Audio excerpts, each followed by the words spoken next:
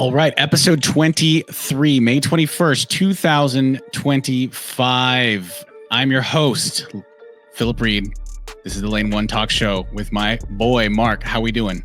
Dude, we are back. We are back. It did hit me that I didn't really market the last one or post it anywhere and stuff like that. And I thought about that and I was like, shoot, bro, we still doing this. We're still doing it. We still at it, man. I remember back in November of 2023, my company had this icebreaker question and they're like, what is your goal for this year? And I was like, I just started a podcast with my buddy Phil. Yeah. And my goal is to make it to 10 episodes because I think it was a stat was 80% of podcasts don't make it past 10 episodes. I believe that. And regardless, man, we're at episode 23. 23. This is kind of a big deal to me. Yeah, we've gone through, it hasn't been 3 full years, right? It hasn't even been two full years, right? But no, we've gone from the fall of 23 and now it's the spring, kind of late spring of 25. Yeah. I don't remember exactly when we started, if it was in the spring or in the summer, but yeah, it's in the fall or in the summer, but I think it was the fall. I think it was just a few weeks before Club Nats or something like that, but point is, here we are, episode 23. It's our Jordan episode, our LeBron episode. Yeah. Yep. We ready to go. We ready. Without further ado, we're going to get into some running trends here in just a second. Let me see if I can get my screen to share here. And so we're going to get into some, we have some fun little signs here. We have some little thumbs up, thumbs down. And what we'll do is we'll kind of do an underrated, overrated. So we'll do underrated, green, obviously. Overrated, it's red. And just a little disclaimer here, just because this is going to be fun. This isn't going to be the final gospel. If I thumbs down something, that doesn't mean that people who do that are necessarily terrible people. It's not my favorite thing, right? It's just an opinion. I don't think we have anybody that's going to be that passionate. Anybody that listens that's going to be that passionate to be hyper offended, because I'm sure there's going to be some things that we agree with or disagree with that the other person's going to be no, that's stupid. No way. We don't need that. Yes. So we're going to tackle some of the most talked about controversial topics in running that we've talked about in this show, and kind of warm ups and cool downs and all those little things in between. Okay, first one, double threshold. All right, 3, 2, 1. Yes, double threshold. Yes, so sorry for that is underrated. Underrated. Yep. Sorry for our non-visual listeners because it's all based, but basically both me and Phil put a thumbs up. Yeah, so we're putting thumbs up. Yes, so far, we'll verbalize for the audio audience. Yeah. So, what is your rationale behind saying double threshold is underrated? And this is something that I am a fan of, but I'm not necessarily a practitioner of, because I think when done properly and when incorporated in the right periodization and done at the actual right paces, so 10 times a K at actual marathon pace. So whatever, maybe 5:15 or 5:20 for people like us, and not hammering out at 10K pace. I think it can be done well. I think it's a good way to sneak in mileage. I think people like Jakob and Grant and a lot of even these middle distance runners, who are our boys, Bryce Hoppel and who's the guy he trains with? Oh, Hobbs. Hobbs, aren't they doing double threshies? I don't think Bryce does, but Hobbs for sure does. Hobbs does. So I think what you're seeing now is more of this sort of training percolate into shorter distances, where this was more of a methodology in the longer distances. So yeah, this isn't actually something that I do, but I would do it if I was, if I was the right fit for it, right? If I had the right amount of mileage and I had the right amount of rest and recovery, I would be into it. I mean, I might even be into it with maybe an evening elliptical or something like that, or bike ride at some point. I don't have time, right? I've family, we got a lot of stuff going on. So if you have the time and the recovery for it, and you're not crashing out at the end of it, then I think it's great. What about you? Yeah, my thoughts. I do double threshold for base phase, and this year I've been incorporating it a lot more, and have seen like a lot of good jumps in terms of being more aerobically fit. Like since hopping on the track, since doing it, I PB'd in the 1500 2 consecutive weekends, and tied my 5K PB pretty much on the nose, off of just double threshold training. And the reason why I'm a big fan of it is, one, it keeps you honest, in the sense of you actually are running your correct zones. And a lot of training is about running in your correct zones and dropping the ego, because it's like, I don't know if it's the fear of like how high people have said, if you do this the wrong way, you will get hurt or you will get cooked, to the point to where people are like willing to actually like run slow, or it's almost like a flex to be like, well, my threshold pace, I'm actually only running 75s for these 400s, or like I'm actually running 540 pace. I don't know what it is, but the fact that it forces you to run in the right zones and actually be honest with yourself on where you're at, and not feel like you need to go out there and rip every single workout, I think you wind up getting a really good benefit. And in my opinion, I wind up feeling better on double threshold days than when I do like 3x3 mile, or like 2x5 mile, or 2x4 mile. Like those workouts, rest of the day, that whole Saturday, I'm slumped. Yeah. I'm just like screwed the rest of the day. Like I'm on the couch, probably taking a 3-hour nap, 2-hour nap, trying to recover from it. My long run, I feel like trash the next day. Mm-hmm. But like being able to incorporate the double thresholds, like you're running a slower pace and it's only a little bit more mileage. And that is another thing I'm a big fan of too, is the sneaky mileage. Is because like if you're warming up 2 miles, cooling down 2 miles, working out like 6, you're getting a 16 to 18 mile day, and it's broken up into 2. Yeah. So then your easy days, you can now do like 6 and 6 or 5 and 5. Yep. Or something along those lines, to where you're not killing yourself on the easy days. And like it adds that extra level of caution too, because you're like, oh, I have another double threshold like coming up on the weekend. So like I should probably take these runs really easy and be a lot more cautious about it. That way I don't accidentally cook myself. And I think it's just a smart way to train in that regard. Yep. I agree with you. And I think Joaquin was on our show relatively recently. Joaquin Martinez de Pineos. He was on our show, and he sort of highlighted that, you know, there's some other things that go along with double threshold that are also helpful, like the rest and recovery. And so it's kind of like an indicator species, right? What I mean by indicator species, this is a Blake Molly reference, but like amphibians are an indicator species in their environment because their skin can absorb toxins and stuff from the water and the air. So oftentimes frogs will be, you know, they will have toxins in them if they're near factories, or if their water source is polluted, right? Right. So, okay, how does this apply? How does this apply to double threshold? Well, if you're able to do double threshold and manage it well, there's some other things in your life that you're doing well as well, like strength conditioning, recovery, nutrition, hydration. Yeah. All of those things are doing well. So I brought it back there. There's a connection to that side quest. So shout out frogs. So, all right. Next one. Lactate testing. Yep. Yep. Thumbs down. Both me and Mark. Thumbs down. Thumbs down. Thumbs down. I'll kick this one off. So yes. I like lactate testing on occasion, but I more like it for baselines, in the sense of being like, okay, at this current fitness, this is what I'm testing at.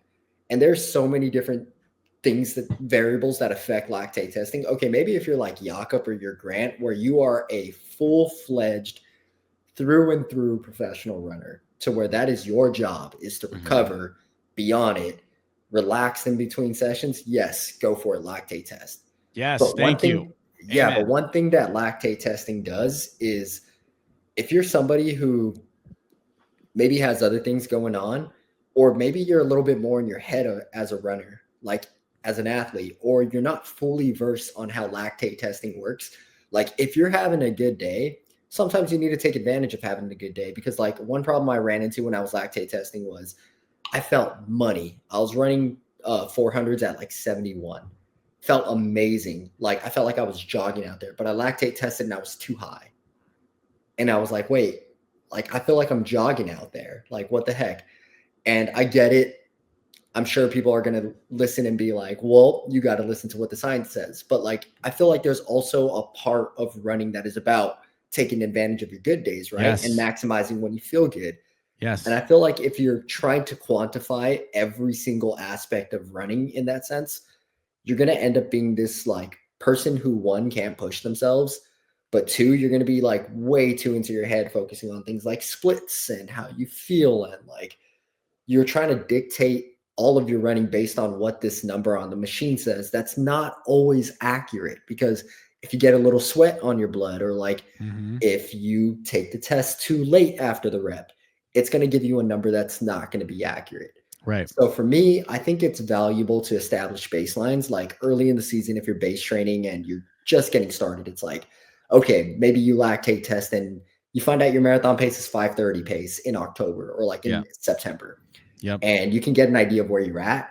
But in terms of like every single workout, every single rep, or like breaking up every single rep based on your blood, I feel like that can do more bad than good for like 99% of runners.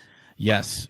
Yes, I agree with you. That was a great take. And that was actually what I was going to say. I was going to say that there's a place for flow state when you're when you're training, right? And I experienced this. I experienced this recently. We were out there, me and Silas and Dougie. We did 6 miles at marathon, and then we came back and did up to 4 mile repeats at what Joe calls tempo pace, so like half marathon ish. And my last couple were definitely like, I only did 3 actually mile reps. I didn't do 4. Silas did 4. They were definitely getting closer to what I would consider now my 10K pace, but I was feeling good and being almost 40, and those good days, those really good days are so much more rare than they used to be. I only get a couple, every training cycle. So I felt really good. And, my blood lactate probably would have been through the roof if I was pricking myself, but I felt good. Conversely, I do a lot of workouts by myself in the middle of the night on the bike path, like minute on, minute offs, where I look down at my watch and it's saying I'm running 5:02 pace for 1 minute when I'm trying to run like 70-second pace or something like that. But it's because I've had a whole lot going on and my body's fatigued and stressed. And at that moment in time, 5:02 is my 5K pace. And I feel like that would register high on a lactate meter because of like my residual stress from the day, right? Yeah, but see, here's also the thing about lactate testing is like maybe one of those days where you're super stressed and running 5:02, you might test low. And what I mean by that is because lactate is a representation of the energy you could output. So like a big problem people do have lactate testing is if you don't have energy or you're not able to get your lactate levels high, you're going to keep pushing and pushing and pushing to try to get to like, let's say you're trying to aim for a 3.5, but all your body has that day is like a 2.1 or a 2.2. Oh, it's an energy level. See, hey, this is why we got to listen to podcasts, because you learn things, right? So So it's like a fuel gauge.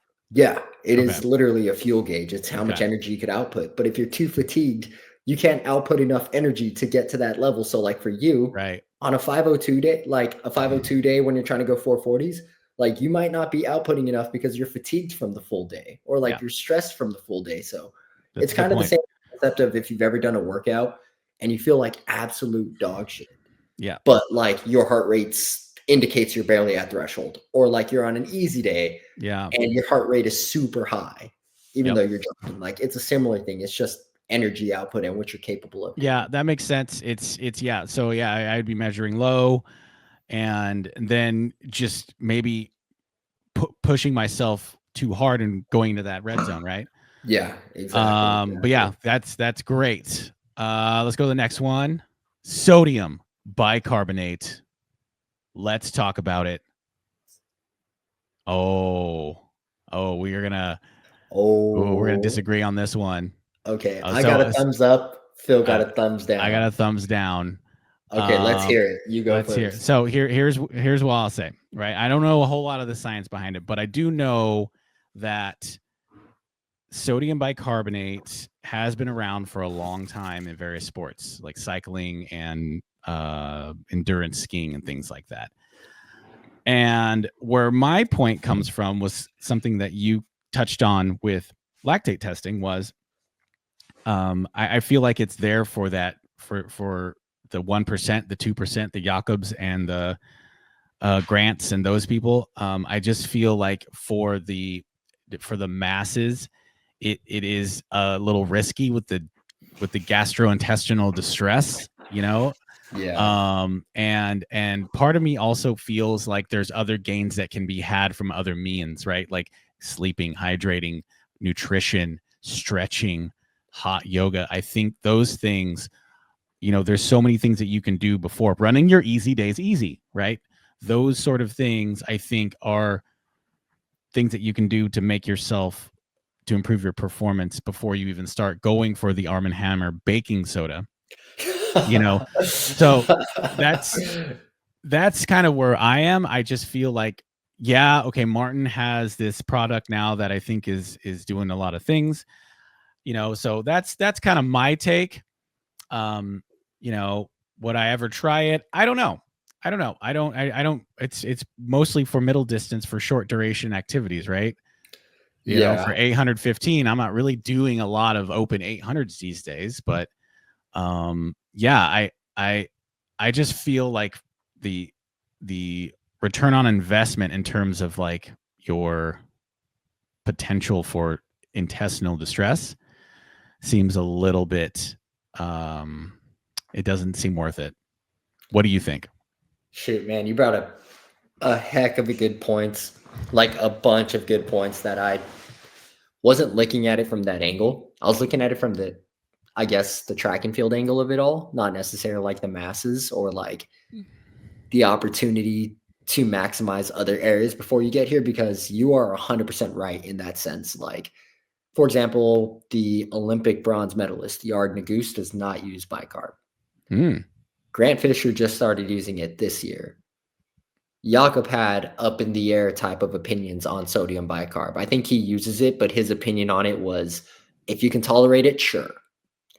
But my thought process behind it is it does give those percentages, but that's also in the event of taking the Martin specific supplement, which again, it's $80 for 4 of them. So you're talking about $20 per race, a secret sprinkled in $20 per race sort of fee.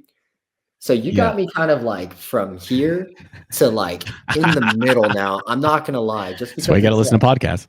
I know, seriously, just because now like my backtrack is one, I've used it and I feel it works because you don't feel like You've used it.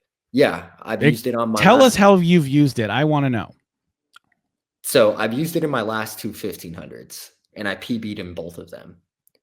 And the difference that I do feel is you don't get that same heavy legged feeling late in the race. However, you still do tighten up in the sense of like all of a sudden you just can't go. So the lactic acid is still there. It's just your body does better at buffering it. So you can you're more capable. You don't get that like frozen feeling.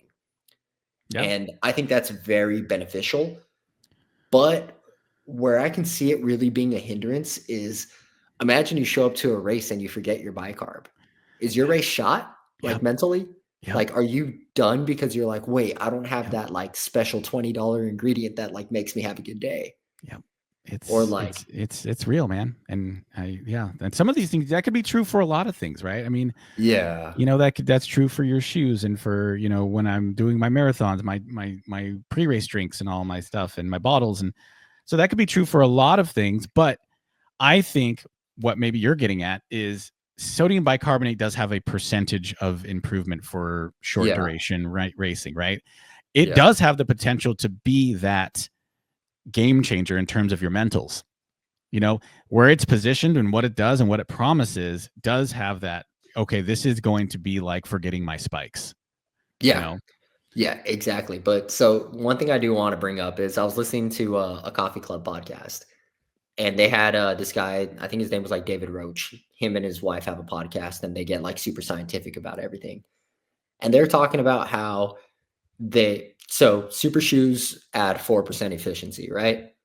Bicarb adds 3% efficiency. All these different things that add percentages of efficiency. And they tested athletes before them and with all these percentage of efficiencies, like added after. And it turns out that it wasn't like a compound percentage of efficiency that these athletes experienced. Like they were still around 3 to 4% with all these extra things. So part of me is kind of now on the fence on like how in the grand scheme of things important something like bicarb is, just because it's like if they added the super shoes, the bicarb, the gels, the carb intake, everything, and it was still the same as somebody who only picked one of those things, like how big of an impact is it really having?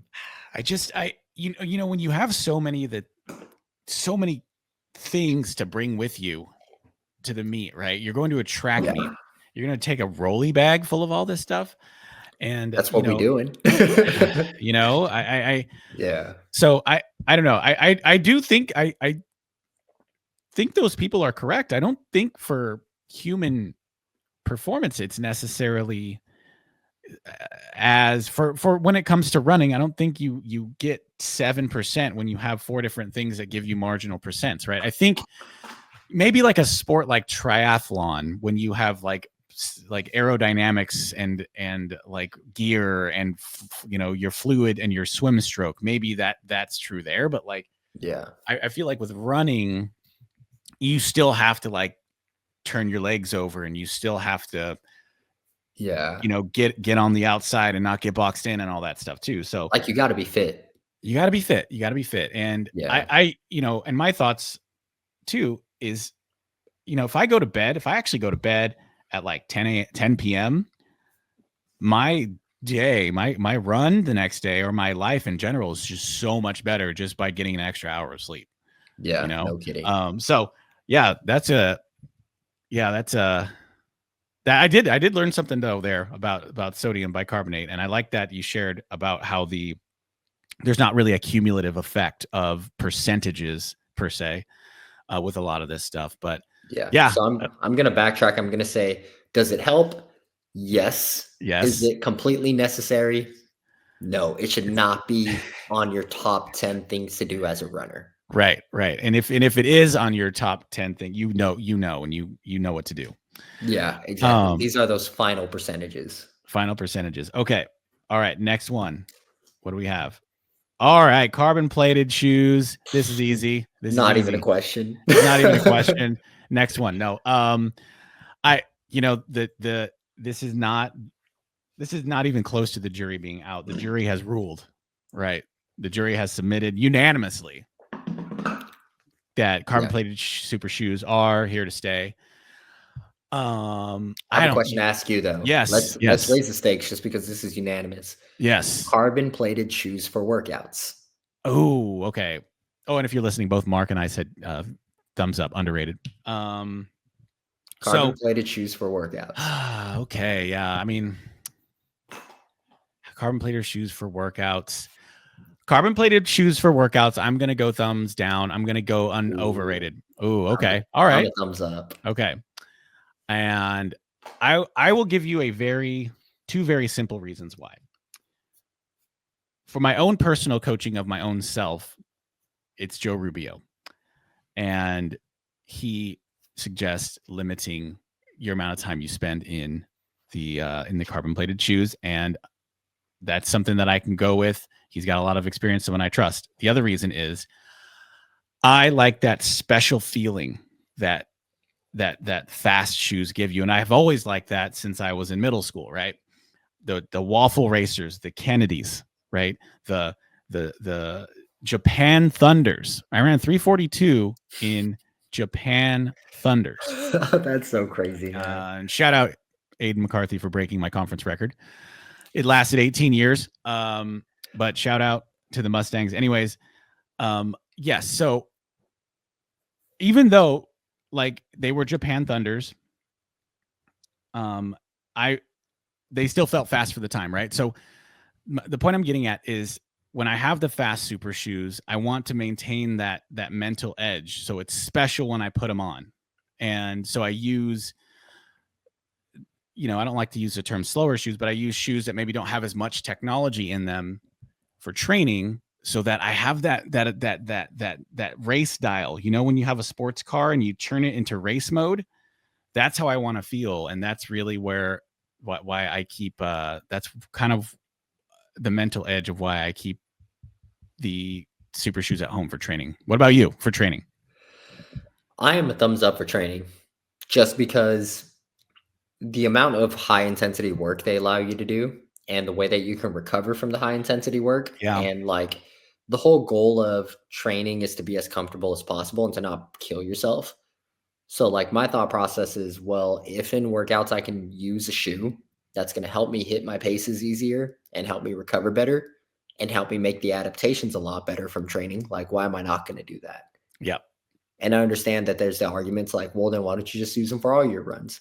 But like the idea for this is for workouts specifically, just because, yeah, there's side effects that do come with training in carbon plated shoes that people learned real quick is your calves get weaker, your Achilles tendons get weaker, your feet get weaker.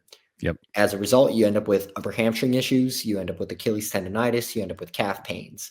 So if you take those three things into consideration and be proactive about staying strong, then you can successfully train in carbon plated shoes without like basically feeling any of the side effects that do come with training in those shoes. So you just got to be more on your feet strengthening. You got to be more on the calf raises. You got to be more on the soleus holds. You got to be more on the hamstring rollouts and stuff like that. And you can train in them better. But that is my thought process, is it just helps you train at a higher level for a longer amount of time. Yeah. And that's a good distinction there, right? Because, it's, I guess, higher risk, higher reward, right? Because you need to do all those things. Like you said, you need to do, make sure your soleus is strong and your hamstrings are good to go, for you to really take full advantage of the super shoes without the detrimental side effects. Right. So I definitely think that, both of our thoughts can be true. And, I think that, there's a strong argument to be made to have, these advanced shoes in practice. And also I just like, it's just, I'm a little bit old school when it comes to that stuff. I want that specialness. I want that, okay, these are my race shoes and these are my these are my not super racy shoes, maybe a low key 5K versus this is going to be my grandma's half marathon. Yeah. I mean, and to be fair, man, Cole Hawker, he trains in trainers and non-super shoes pretty regularly for workouts. So it's not like you're in an independent school of thought there. Right. Okay, next item, run clubs. I like run clubs. Yeah, I'm cool with them. Yeah. I don't go to run clubs, but I like the idea of that. Like I would go to run clubs. I would go to a pub run if my friends were going. What I like about run clubs specifically is they're making running accessible and inclusive of more people, right? You go and there's groups, and they're usually, from what I've seen, from what I've followed on social media, they seem to be pretty chill about who gets to come. And there's not a whole lot of rules. And, maybe comment below if you have any thoughts on that. But I'm all about getting people into the sport and excited about running. And I think run clubs accomplish that.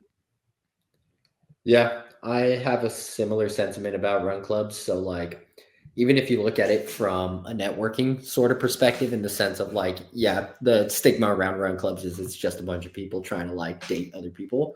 Yeah. But honestly, man, being a single 29-year-old guy, what the hell is wrong with that? They always I'm gonna quote Aaron Potts and Joshua Potts on Two Black Runners, just because on their podcast they said something that I was like, yeah, true. They're like, where do you go to find a wife? It's church or run club.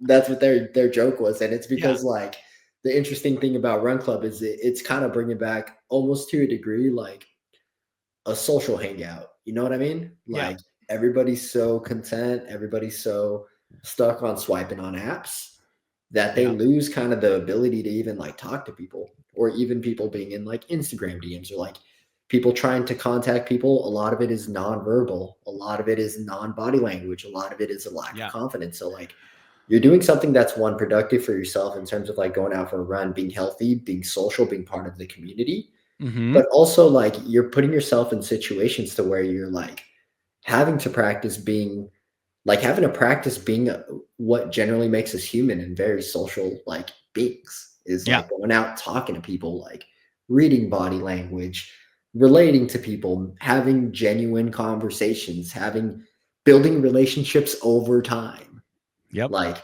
spending time with people, building a community, being out there. And I Yeah. do think that it's just overall a healthy environment, unless if you're there for like all the wrong reasons. But like you're kind of building a community for yourself. You're doing something that's Absolutely. Yeah. healthy, and you're doing a sport, like you said, that is very inclusive of people. It's not like it's almost a joke if you show up in super shoes. You know what I Yeah. mean? Like if you show up in super shoes, it's frowned upon. I'm gonna say run clubs are the Planet Fitness of running, because like Yeah. it's the place where you can go and it's almost like judgment free. You belong. Yes. No, I think, and I think a lot of what we do in a certain sense is, accomplishes a similar goal, right? Yeah. Is like, we want to go, obviously we want to go to places like Tacoma, Washington and Lubbock, Texas and run fast, right? But we Yeah. also want to go there. We're not going on a vacation to Lubbock, Texas, right? We're going there to run a race, but it's so much more fun to take your boys with you, right? Yeah. It's a And social thing. it's a social thing. So there, this, I think Run Club is in the same vein. So yeah, I'm all for it. I actually last week when I was doing my all out 502 fartleks, there was a run club on the bike path and everybody was just so happy, man. Everybody's just smiles and different groups, different paces. It was great. Okay, next one. Caffeinated gels. This one's oh, I thought this was gonna be a home run. No. Okay. I feel like I've been talking first a lot. I want to hear a reason. So I'm a thumbs up. Mark is a thumbs down for caffeinated gels. I want to hear what you have to say. So my quarrel with caffeinated gels is the fact that we work out in the PM or run in the PM. Yeah. So if we work out at like 5 o'clock and I take a caffeinated gel, bro, like I'm screwed in terms of going to bed. Okay. All right. Because a lot of these have, or if not when you are running, like the vast majority of us that do run, shout out my run club people, like it's at 6 p.m., like 5:30 p.m. And things like, especially like the Martin drink mix that is caffeinated, like I can't use those for PM workouts. If not, I'm up and I'm wired.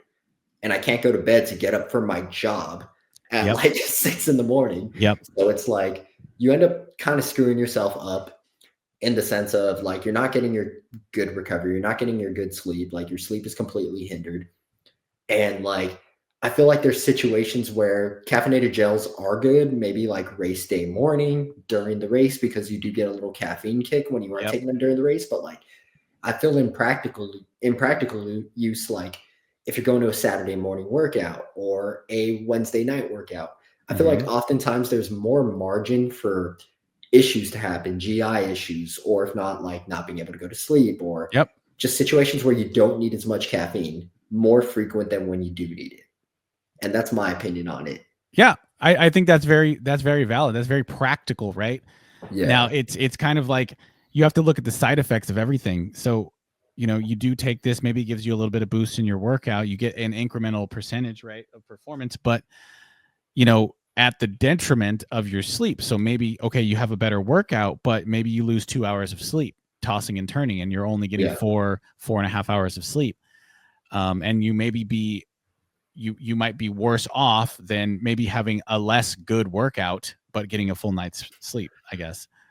Yeah, that's my thought process. I mean, especially working full time, like both you and I probably have to get up like really early to go to work and be alert. And then we gotta either hit a double in the middle of the day and then a second run in the PM. Yeah. Or if not, we got to run in the PM. And for you, it's like you have a whole child that you're responsible for. Like Right. you have another life the next day that 1 to 2 hours of sleep could make that whole other life the next day like a living hell. It will change everything. So my experience, kind of like, I am, I do feel a thumbs up. I do think they are underrated, but I will share with you this. When I was in Orlando, I had all my drink mixes set up, and I had Martin Energy, caffeine. I think had every other hydration station, every other fueling station I had. So I was taking in a lot of these caffeinated drinks, and it just so much of that stuff running through your system. I couldn't sleep that night, and this is at 10 a.m. So finished by noon, 12:30. And so I could not sleep that night, man. I mean, I obviously there was an emotional buzz. We were so excited, but I was amped on Martin. I tossed and turned all night. I did not sleep well that night after the trials, and I just kind of, and I could feel my heart sort of like beating too. So I definitely think that you're right there. I will say though, the reason why I am a thumbs up is like when I discovered how to properly fuel for a marathon and how much like it is like charging your phone, you literally like get energy midway.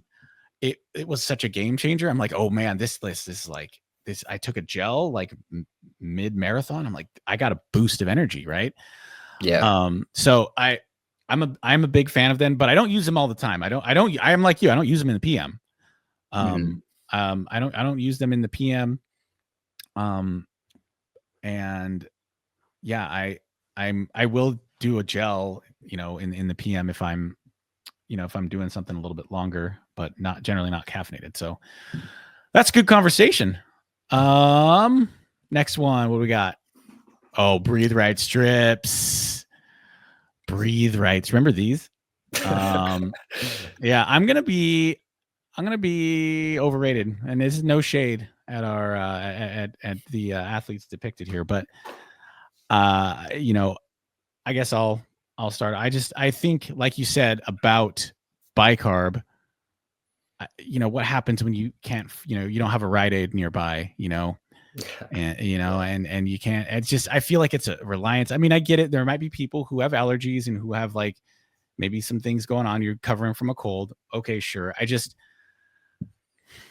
it seems like another thing to forget and lose and not have.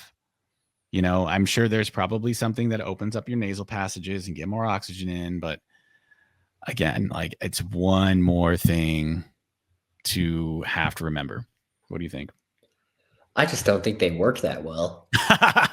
Like, I don't know. I feel like it's kind of like KT tape. Like, I'm sure I'm sure it does something, but there has to be more of a placebo effect than an actual like real effect. Because like, yeah, I just don't necessarily, I get it. Maybe it's opening your sinuses a little bit better, but like if the whole issue is to like prevent allergies, like I don't necessarily know how the strips are helping or to like clear your pathways. Yeah. I'm sure. And like I'm saying, I'm sure there is somebody who can tell me tried and true science why it works, but it's also like KT tape. You talk to any physio, any doctor, they can't quite explain to you exactly what it does, or they have each their own explanation of exactly what it does. But like, it's more so just one more thing to add. And I don't really think they do that much. I agree. I don't think they do a ton. There are some people all about it though. There's some people who are like giving this to you like it's like this is part of running. Like you can't start until you have this. Yeah. I had a friend who used them in college and he lived, shout out Chris Hyden, but like he used them and ran well. But part of the reason too, also like he put in his best summer of training and he put in like an absurd amount of work to get to where he was. But he accredited more to the Breathe Right strips than I think was due. It was like, are you sure it wasn't the 70 miles a week that we did in the summer when you were previously not training in the summer? Or is it the Breathe Right strip that you put on your nose before that one race and you ran well? Exactly, dude. Exactly. Like, Galen and Mo, it's not because they're breathe right strips Yeah. that they're running these times and they had so much success over a very long period of time, right? I mean, Yeah. 2011, 2012, Mo and Galen are just are kind of almost in the Mount Rushmore tier, you know? Yeah. And it wasn't because they're breathe right strips, because they're training, their hard work, all that stuff. Exactly. Their dedication. So yeah, we agree on that one. Let's see what we have next. All right, next up we have arm sleeves. What are your thoughts on arm sleeves? So specifically with this orientation that we see with Kipchoge and Shalane Flanagan, when you have a traditional singlet with the arm sleeve. So I'm not talking about a configuration with a t-shirt. I'm saying specifically singlet with the double arm sleeves. What are your thoughts? Thumbs up? I think they're overrated. I think they're overrated, man. I'm not a fan. I've tried it. Not a fan. I'm going to say one thing. What? As somebody who's into like accessorizing, like, you know me, I always be wearing rings, I'd be wearing chains, I'd be wearing sunglasses, I'd be doing my hair, I wear cologne, like chains. Yeah, like yeah, okay. Bro, in running, we don't get very many opportunities to accessorize. Yeah, like, yeah. We have probably of any sport, like the It's true. weakest possible selection of fit. Like, bro, we wearing like booty shorts and a tank top, like as our race day essentials. It's true. Like our shoes even look goofy. Like we're skinny. Like at the end of it, our hair looks bad. Like every single form of accessorizing and every single form of our kits are like the worst by far of any sport. And we're sweaty and gross.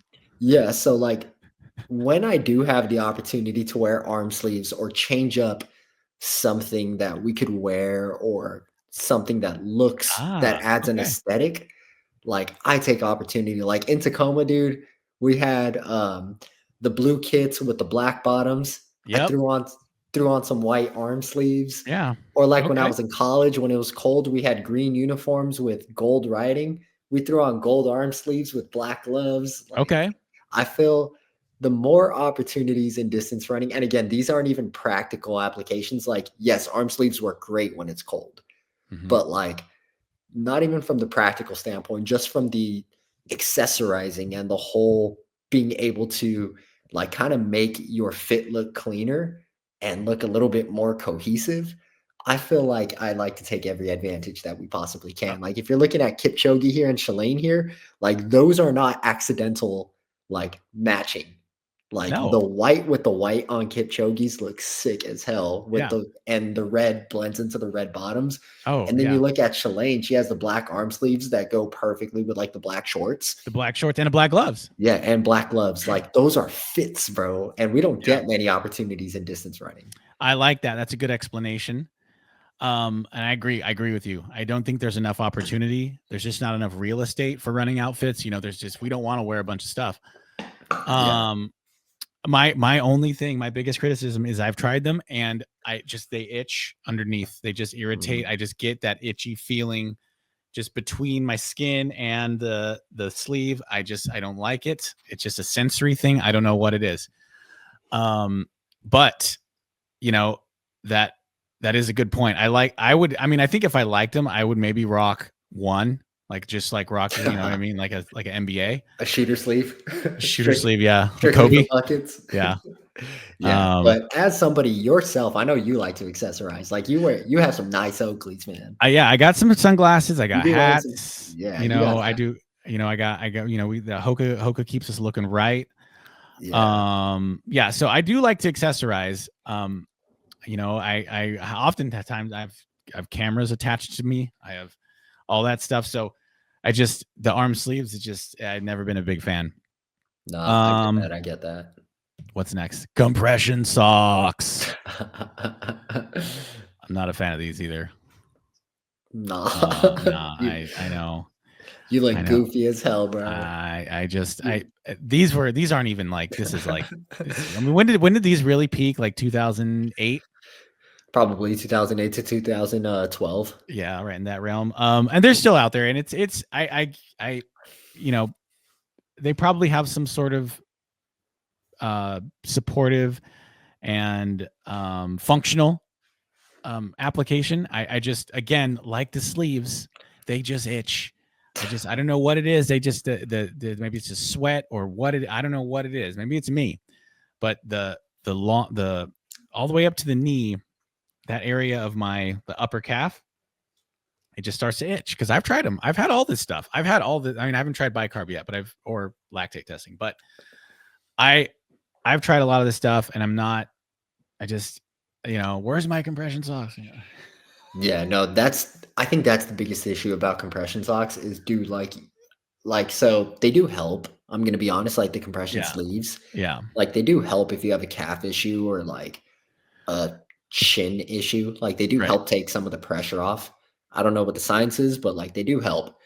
But the issue that I have with them, one, they look goofy as hell because even if you look at the examples you have here, bro, like why are they neon? Or like why are Yeah. they ugly colors? Yeah. Yeah. But Yep. two, I will go ahead. Sorry. like Two. if you're hurt, how many times a week do we run? We run 7 to 12 times a week, Yeah. like on average. I don't own 7 to 12 pairs of these things. Yeah. You So can hand you wash wind up them, hang them up. at some point, yeah, like you end up re-wearing them like twice in a day and they just like reek, bro. And it's like, I know Yeah. and that's me who takes 2 to 3 showers a day. Like I Yeah. know that's not good, but like I also don't like being dirty. So Yep. like I can't imagine everybody is being as meticulous as I am, like with trying to wear a clean pair. Yeah. So like I can only imagine the people that are really dealing with some issues. There are some people that are probably like washing them once a week, bro. Yeah. There probably are. Yeah. There probably are. No, I'm with you. And I do think, though, if you're listening, you're watching this, if this is part of your fit, and this is part of your, like, okay, my arm sleeves and my compression socks match, right? That is cool. That is your situation. In fact, if you're listening to this, watching this, leave a comment and let me know what your color combination is, because I'm very interested to hear those sort of things. So, You know what? yeah. You know what? If somebody is listening to this and is offended by me saying they look goofy as hell, I want you to prove me wrong and submit a photo of how these look good and a situation where you're like, I crushed it. Like I will gladly swallow my pride and tell you, like, yeah, that looks amazing. Or like, yeah, you're definitely cooking with that fit. But like you need to prove me wrong. Yeah. We want to source some. But So real quick, my favorite is the short shorts with the high compression socks. That looks so funny. Like the split shorts, Split shorts with compression socks. That like is with like the 1.5 inseam. 1.5 inseam compression Oh, socks. You know exactly what I'm talking about. I know that look, dude. That's I like know some that was. Matt Hagen camp. Yeah, that's like Solinsky, dude. That might have even been when he ran 26:59. Like he might have been rocking that look. Yeah. Dude, if you had to have a 2009 look. Canon Okay. event. Okay. What else? Running vacations. This is something that I was telling you before the show started. That I did ask ChatGPT for some suggestions, and ChatGPT responded that I don't know the current trends because I don't have the capability to scan social media accounts, but here are some frequently searched terms. And running vacation was actually the only topic here that I got from ChatGPT. The rest of them was just, from looking at the internet and social media and experience and seeing what people have to say. But running vacations, just to be clear on what we're talking about here before we vote, is twofold. The running vacation, going to, say, a race in the countryside that's near a winery or some beautiful a beautiful environment, and doing a race and taking a long weekend, maybe like a Friday to a Monday, and you maybe mix in some travel and you mix in some wine tasting, some food, some attractions. That's one style. And the other one is going to a place and having like a curated running experience in like the mountains in like Banff, Canada, or the Pacific Northwest or Colorado, Utah, places like that, where you have a guide, a coach take you through, and there's levels to this. I did a little research. There's levels. There's like the premium stuff where they pick you up from the airport, they put you up in a nice lodge, food, guest speakers, that sort of thing. Kind of like what Ben Rosario is doing for those the premium members of the Marathon Project, kind of like that. So with that said, what is your thought? Yeah, I'm with you. I'm going to say this only because growing up and kind of my whole life, I didn't board a plane until I was 17 years old.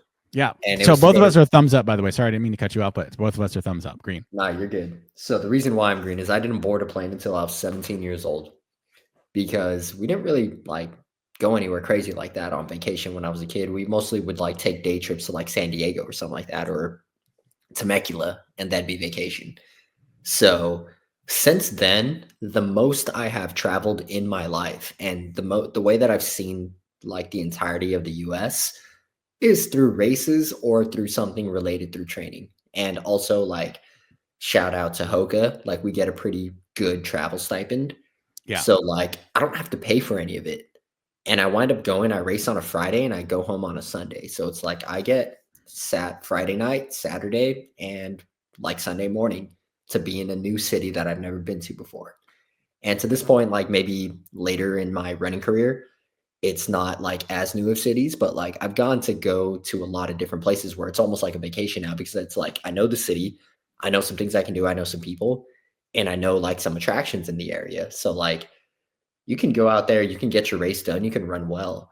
And then after that, you spend the rest of the weekend in a new city. Yeah. And an example of maybe running vacation for me would be this year I went to BU, given I did run terribly there, but I took my mom for her birthday. Yeah. And stuff like that. So it's for me, it was dual racing, but at the same time, my mom had never been to the East Coast before. So I got to take her there, and that's cool. She did most of the sightseeing. I stayed in the hotel while I was getting ready to race and try to stay fresh. But these are kind of experiences that I had. I had never been to Portland before. I went to Denver this year to also go altitude training, but also just go see the city of Denver because I hadn't been there longer than 24 hours. So doing things like that, I think it's a good utilization of the budget that we do have from Hoka. And I think it's a good utilization of our time, our fitness, and everything we work for. It's almost kind of you not only do you get to race, but you also get to experience a new city. Yep. Very similar. I'm sure I could segue you into this, but your trip to Orlando for the Olympic trials, that's basically a running vacation. That was running vacation. Yeah, but you still went to Disney World, Universal, stuff like that. Yes.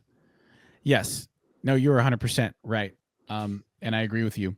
It's like the Run Club application, right? So Orlando was 100% a running vacation. In a lot of ways. And we go to San Francisco for the Pacific Association meet every year. Mm-hmm. And we take my family. We usually do 1 or 2 nights downtown. We ride the streetcars, the trolleys, and the cable cars. That's what I'm looking for. Cable cars. We walk around. We actually have a little routine. We've been doing it for 2 or 3 years now, and to the point where Calvin actually has some things he wants to see. He wants to go in the Ferry Building.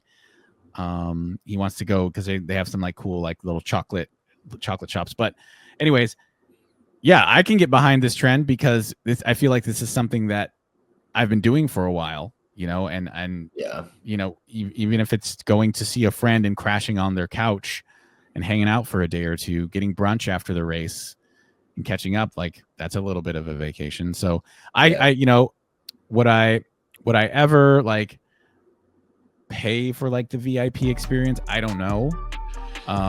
That's that, I don't know. You can never predict the future, but that would be a factor on going to a vacation, right? If we were, me and my wife were planning something and it's oh yeah, what about if we're going to Colorado, where could I run? So yeah.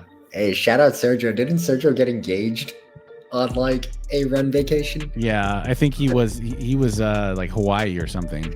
Yeah, he won like a half Yeah. marathon in Hawaii and then like Yeah. got engaged. Yeah, which is pretty awesome. Yeah. Which is pretty awesome. But yeah, that was fun. That's our last one. We went through 10 fads, and that was some good discussion, good content. And yeah, I think maybe we can try this again. If you have any thoughts on how we could do this again, incorporating more people or different topics, if we want to do like specific hot button topics as applies to, I don't know, high school or college, or post collegiate, I don't know, let us know in the description, or let us know in the comments if you have any ideas for these sort of overrated, underrated little, you want to get our thoughts on something, let us know. You got any final marks here? Mark, final remarks? Any final marks? No, I think we're good. I think that was a lot of fun. That was a lot of fun. Trying to get creative with our content here, and talk about trendy stuff. But yeah, that's a good episode. Yep, let's call it there. Thanks everybody for listening and watching. Please make sure you like, comment, subscribe to Lane 1 for more content, and we'll see you next time.